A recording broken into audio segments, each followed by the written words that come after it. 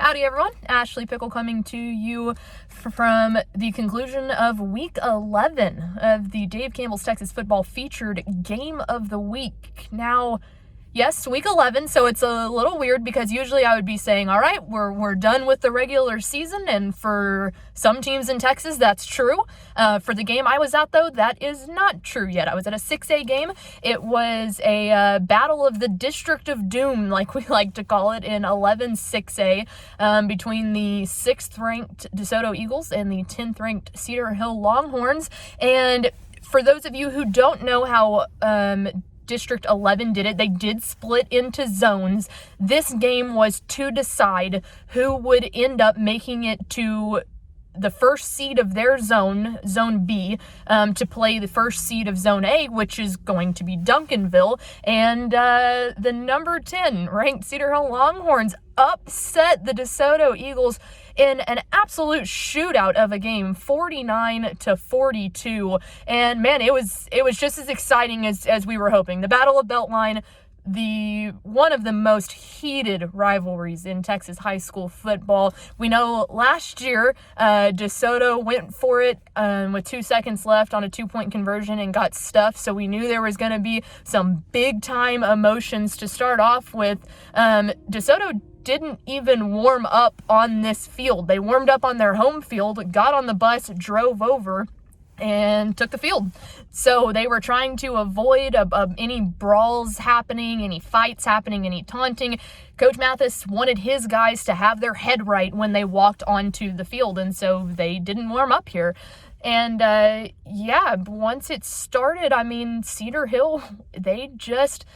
The score was close, obviously 49-42, but Cedar Hill was a dominant team in this game. There was no doubt about it, and the biggest reason for that is their superstar quarterback, Caden Salter, who had himself a day.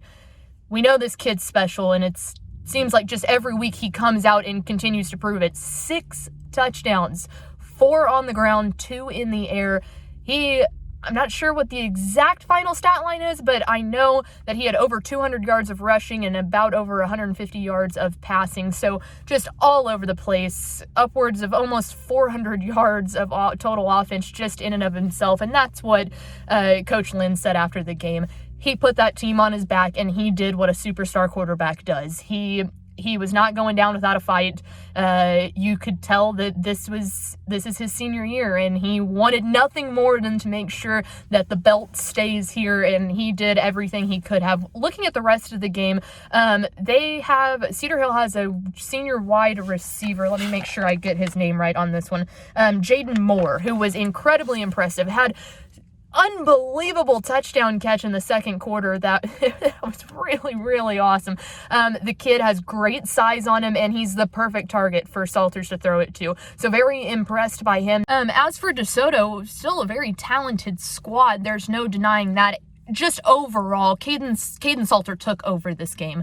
That's what he did. And now, as I explained earlier, they get to go play Duncanville. And really, Coach Lynn had told me that look, this is a great rivalry game. It's a super fun game. He's like, I don't have to get my guys excited to play in this game. But he hoped that they could keep the bigger picture of, yes, this game means a lot. It does mean being their zone champion, but they want the outright district champion. They want the chance to play that. They want the chance to take on Duncanville. Man, after the game, you could hear them. They were pumped. They're excited for that opportunity.